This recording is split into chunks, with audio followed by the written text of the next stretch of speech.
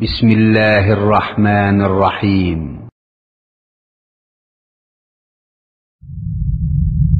بالتعاون للدعوة والإرشاد وتوعية الجاليات بالدمام.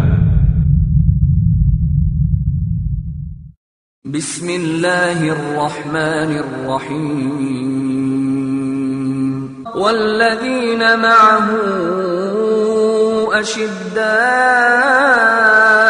على الكفار رحماء بينهم تراهم ركعا سجدا يبتغون فضلا من الله ورضوانا سيماهم في وجوههم من أثر السجود ذلك مثلهم في التوراة ومثلهم في الإنجيل كزرع أخرج شطأه فآزره فاستغلظ فاستوى على سوقه يعجب الزراع ليغيظ بهم الكفار وعد الله الذين آمنوا وعملوا الصالحات منهم مغفرة وأجرا عظيما. السلام علیکم ورحمۃ اللہ وبرکاتہ. بسم اللہ والحمد للہ والصلاة والسلام على رسول اللہ. قال اللہ تعالی فی القرآن المجید اعوذ باللہ من الشیطان الرجیم بسم اللہ الرحمن الرحیم. محمد رسول اللہ والذین آمنوا معه أشداء على الكفار رحماء بينهم تراهم ركعا سجدا يبتغون فضلا من الله ورضوانا سيماهم في وجوههم من أثر السجود ذلك مثلهم في التوراة ومثلهم في الإنجيل كزرع أخرج شطأه فآزره فاستغلظ فاستوى على سوقه يعجب الزراع ليغيظ بهم الكفار وعد الله الذين آمنوا وعملوا الصالحات منهم مغفرة وأجرا عظيما. وقال النبي صلى الله عليه وسلم الله الله في أصحابي لا تتخذوهم غرضا من بعدي فمن أحبهم فبحبي أحبهم ومن أبغضهم فببغضي أبغضهم ومن آذاهم فقد آذى الله ومن آذى الله فيوشك أن يأخذه. دینی بھائیوں، دوستوں اور ساتھیوں، آج کی اس حسین پر رونق مجلس کے لیے جامع مسجد کے اس حال میں موضوع متعین کیا گیا ہے، دیا گیا ہے، چنا گیا ہے دفاع صحابہ، وقت کی اہم ضرورت.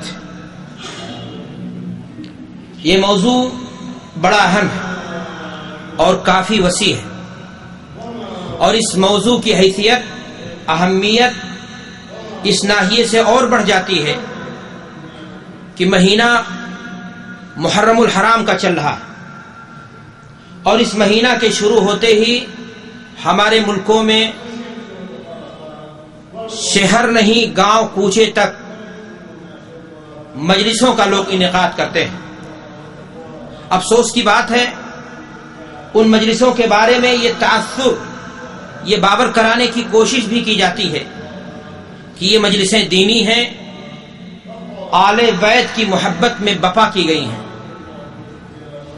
خاندان رسالت کی محبت کا آڑ لے کر کے ان مجلسوں کا انعقاد عمل میں آتا ہے. لیکن سچائی یہ ہے، حقیقت یہ ہے کہ ان مجلسوں میں ان اجلہ صحابہ کو نشانہ بنانے کی کوشش کی جاتی ہے، ان کو ہدف ملامت اور تنقید کا نشانہ بنایا جاتا ہے، ان کے خلاف زبان تان کو دراز کیا جاتا ہے، ان کے خلاف ہرزہ سرائی کی جاتی ہے. جن کی سچی خدمات اگر نہ ہوتی، جن کی اگر کوشش نہ ہوتی تو آج اسلام صحیح معنی میں ہم تک نہیں پہنچتا. اگر ان مجلسوں میں ان غداروں کو جنہوں نے اللہ کے نبی صلی اللہ علیہ وسلم کے نواسے کو بلایا اور بلانے کے بعد ان کے ساتھ غداری کی. الکوفی لا یوفی وعدے کا پکا نہیں ہوتا، اور ان کو ظالموں کے ہاتھوں شہید کرنے کے لیے ہونے کے لیے چھوڑ دیا. اگر ان کو نشانہ بنایا جاتا جو واقعی معنی میں حسین رضی اللہ تعالی عنہ کے قاتل ہیں یا اس میں تعاون دینے والے ہیں تو بات سمجھ میں آتی. لیکن ان شخصیتوں کو، اسلام کے ان مسلمہ سپوتوں کو نشانہ بنایا جاتا ہے جو اس واقعے کے پیش آنے سے ہی دنیا سے پہلے کیا ہو چکے ہیں؟ رخصت ہو چکے ہیں. میرے بھائی اور دوستو، وقت کی اس نزاکت کو سمجھتے ہوئے ہمارے دوست، ہمارے بھائی شیخ عالم نے اور خود ہماری بھی خواہش ہوئی کہ اس موضوع پر کچھ رہنمائی کی جائے، روشنی ڈالی جائے، تاکہ لوگوں کو صحابہ کرام کا جو حقیقی مقام اور مرتبہ ہے کتاب و سنت میں وہ بیان کیا جائے، اور اس چیز سے، اس خطرناکی سے بھی لوگوں کو آگاہ کیا جائے کہ آج لوگ تحقیق کے نام پر، آج لوگ خاندان نبوت سے محبت کے آڑ میں آج ایسی کتابیں اٹھاتے ہیں، ایسی کتابیں تالیف کرتے ہیں جن کتابوں کا مقصد بباطن صحابہ کرام رضوان اللہ علیہ مجمعین کو کیا ہو جاتا ہے؟ ٹارگٹ کرنا ہوتا ہے. اس لیے ضرورت تھی اس بات کی کہ کتاب و سنت کے نصوص کی روشنی میں صحابہ کرام کو، ان کے مقام اور مرتبے کو واضح کیا جائے. ان کا دفاع یہ ہماری دینی ذمہ داری ہے. صحابہ کرام کا دفاع خود قرآن میں اللہ نے کیا ہے. صحابہ کرام کا دفاع پیغمبر اسلام نے کیا ہے. صحابہ کرام کا دفاع خود صحابہ کرام نے کیا ہے. صحابہ کرام کا دفاع یہ فطرت کا تقاضا ہے. صحابہ کرام یہ امت کے محسن ہیں. صحابہ کرام سے محبت، ان کے دفاع میں جنت مضمر ہے. ان سے محبت یہ ایمان کی کیا ہے؟ دلیل ہے. ان سے بغض و کینہ یہ نفاق کی علامت ہے. صحابہ کرام ہی اللہ کے رسول صلی اللہ علیہ وسلم اور امت اسلام کے درمیان واسطہ ہیں. انہی کے ذریعہ اسلام پہنچا، انہی کے ذریعہ ایمان پہنچا، انہی کے ذریعہ توحید کا درس ہمیں ملا، انہی کے واسطے سے اللہ کے رسول صلی اللہ علیہ وسلم کی حدیثیں ہم تک پہنچی. وہ اللہ کے نبی صلی اللہ علیہ وسلم کے آڑے وقتوں میں انہوں نے مدد کی. اللہ کے رسول صلی اللہ علیہ وسلم کی تربیت میں 23 سال تک وہ رہے. اللہ کے رسول صلی اللہ علیہ وسلم سے ان کی قرابت داریاں تھیں. یہ ساری باتیں ہمیں بتا رہی ہیں کہ ان کا دفاع ہمارے ایمان کا کیا ہے؟ تقاضا ہے، اور ہمارے لیے جنت پانے کا ایک کیا ہے؟ اہم ترین ذریعہ ہے. لیکن میرے بھائی اور دوستو، قبل اس کے کہ ہم ان چیزوں پر، ان پوائنٹوں پر روشنی ڈالیں، ہم آپ کے سامنے یہ بتانا چاہتے ہیں کہ صحابی کہتے کسے ہیں، تاکہ موضوع کے سمجھنے میں ہمیں اور آپ کو کیا ہو؟ آسانی ہو. صحابی ایک اصطلاحی لفظ ہے. صحابی کہتے ہیں ایسے شخص کو جس نے ایمان کی حالت میں اللہ کے رسول صلی اللہ علیہ وسلم سے ملاقات کی ہو اور ایمان ہی کی حالت میں اس کا کیا ہوا ہو؟ خاتمہ ہوا ہو. بلا شبہ ایمان کی حالت میں اللہ کے نبی جناب محمد الرسول اللہ صلی اللہ علیہ وسلم کے رخ انور کا دیکھنا یہ وہ سعادت ہے جس پر دنیا کی ساری نعمتیں، دنیا کی ساری لذتیں قربان کی جا سکتی ہیں. ان آنکھوں کی برابری، ان کانوں کی برابری، ان لوگوں کی برابری، ان شخصیتوں کی برابری ہم کیسے کر سکتے ہیں جو محض اللہ کے رسول صلی اللہ علیہ وسلم کے رخ انور کو ایمان کی حالت میں دیکھنے کی وجہ سے جن کی آنکھوں پر جہنم کی آگ حرام ہو چکی ہے.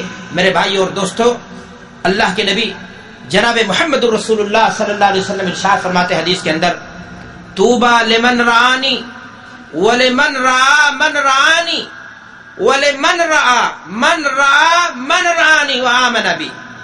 خوشخبری ہو ان لوگوں کے لیے جس نے ایمان کی حالت میں مجھے دیکھا اور مجھ پر ایمان لایا.